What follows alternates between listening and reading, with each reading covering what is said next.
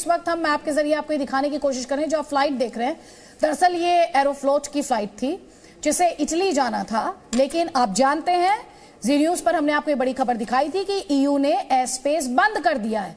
तो इस एनिमेशन को एक बार फिर से वापस लेकर आइए। तो पहले शुरू में आप देखते हैं कि ये जो फ्लाइट है ये सर्कल करती रहती है। एक बार फिर से इस एनिमेशन को प्ले करें। ये जैसे ही ईयू के स्पेस में दाखिल होने की कोशिश करती है, इसे परमिशन नहीं मिल पाती है। एरोफ्लोट की ये फ्लाइट है, रशियन एयरलाइन, ये सर्कल करती है काफी देर तक, परमिशन मांगती है, परमिशन ग्रांट नहीं की जाती है और फिर उसके बाद आप देखते हैं इस फ्लाइट को डाइवर्ट किया जाता है टर्की के इस्तांबुल की तरफ। और यही ताकत दुनिया दिखाने की कोशिश कर रही है। यहां पर देखिए कितनी देर सर्कल करते हुए आपने इसको देखा, काफी देर तक इसने सर्कल किया, परमिशन का इंतजार किया, परमिशन नहीं मिली तो फिर फाइनली टर्की के इस्तांबुल की तरफ इसे डाइवर्ट कर दिया गया और वहां पर इसकी लैंडिंग कराई गई है।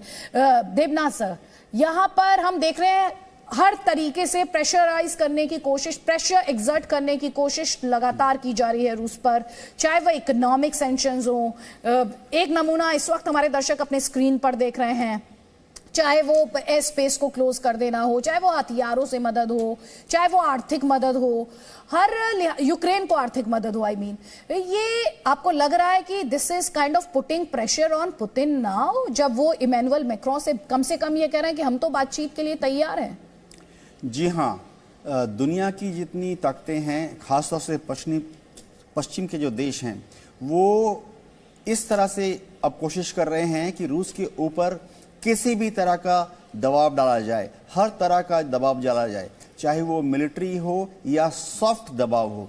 देखिए, आज की स्थिति में मिलिट्री से ज़्यादा ये इंपॉर्टेंट है कि आप बिना युद्ध लड़े, बिना वेपन फायर किए शत्रु को हरा दें।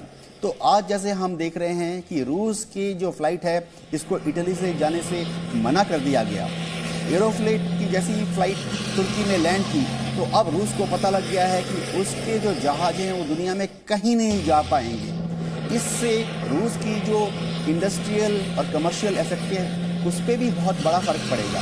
आप देखिए, रूस के जो ट्रेडर्स हैं, रूस के जो इंडस्ट्रियलिस्ट हैं, रूस के जो इंटेलिजेंसिया है, वो विश्व में कहीं पर भी भ्रमण पर नहीं जा पाएंगे। इससे रूस साइकोलॉजी अपने को आस्ते आस्ते कटा हुआ महसूस करे। आइसोलेट करने की जो बात यूक्रेन के राष्ट्रपति ज़ेलेंस्की कर रहे थे, वही आइसोलेशन एक तरीके से आप कह सकते हैं स्टार्ट हो गए। बड़ी खबर यूएन में आपको ये बता देते हैं, यूएस ने 12 रूसी राजनयिकों को निकाला है, ये कहते हुए निकाला है कि वो जासूसी कर रहे थे। 7 मार्च तक की डेडलाइन दी गई है और कहा गया है कि अमेरिका छोड़ दें। इसका क्या मतलब है त्रिपाठी सर? ये बड़ी खबर है और रशिया ने कहा ये शत्रुतापूर्ण व्यवहार है, रवैया है और इसके क्या रेपरकशंस हो सकते हैं, इस वक्त ये बड़ा सवाल है। देखिए, उनको वो रूसी राजनयिकों को या तो जासूसी करते हुए पकड़ा गया होगा या तो जासूसी के काम में मदद करते हुए पकड़ा गया होगा। तो आप कह रहे हैं इसमें सब्सटेंस है? जब अमेरिका ये कहता है कि जासूसी कर रहे थे तो इसमें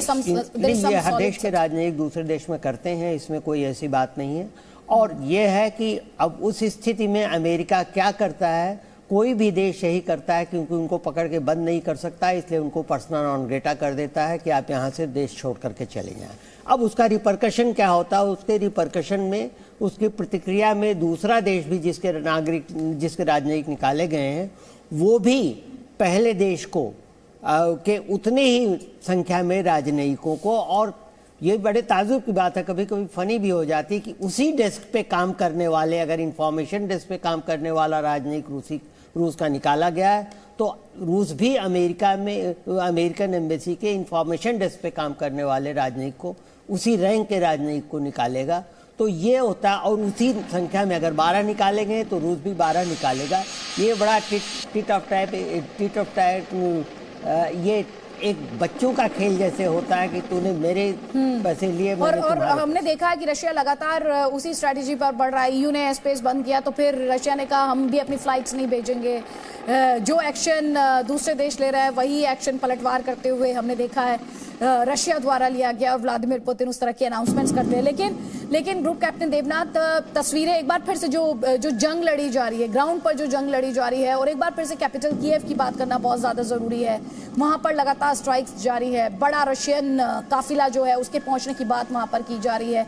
ये जो टॉक्स चल रहे हैं जो कल 3 राउंड्स ऑफ टॉक्स हुए, क्या ये सीरियसनेस है रशिया एंड यूक्रेन की कि वो बात करना चाहते हैं, या ये बेसिकली टाइम बाइंग एक स्ट्रैटेजी है रशिया की ताकि उनके फोर्सेस को टाइम मिले?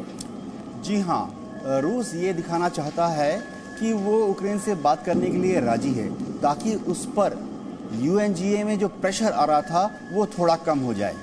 इसके साथ ही रूस जानता है कि थोड़े दिनों के बाद आईसीसी में और इंटरनेशनल कोर्ट ऑफ जस्टिस में रूस के विरुद्ध मामले आएंगे। उस वक्त रूस अपनी तरफ से ये बोलेगा कि देखिए, हमने तो यूक्रेन को सारे मौके दिए थे, यूक्रेन ही कोऑपरेट नहीं कर रहा था, यूक्रेन ही सही तरीके से बातचीत के जरिए शांति की तरफ अग्रसर होने की कोशिश नहीं कर रहा था। और देखिए, इसमें एक चीज और है जी कि यूक्रेन से बातचीत का प्रस्ताव करना या बातचीत के प्रस्ताव को मानना एक तरह से टाइम बाई करने का प्रयास है कि उस दौरान देखिए सीज फायर नहीं हुआ है। हाँ, सीज फायर नहीं हुआ, और ये बात यूक्रेन ने कही कि हमारी प्राथमिकता में सीज फायर सबसे ऊपर है। और ये सैटेलाइट तस्वीरें हम आपको दिखा रहे हैं, रशियन काफिले की ये सैटेलाइट तस्वीरें बताई जा रही है। बहुत बड़ा ये काफिला बताया जा रहा है। कैपिटल कीव के लिए निर्णायक लड़ाई होगी। ये आप लगातार सुरक्षा से जुड़े हुए जो मामलों के जानकार हैं उन्हें आप ये कहते हुए सुन रहे हैं। और दूसरी तरफ पीस टॉक्स, उनके मतलब क्या निकाले जाए जो 3 राउंड्स ऑफ टॉक्स हुए हैं। ये बड़ी कवरेज तस्वीरों के साथ, जानकारी और विश्लेषण के साथ लगातार जारी है जी न्यूज पर। हम जल्द लौट रहे हैं, आप भी रहिए हमारे साथ।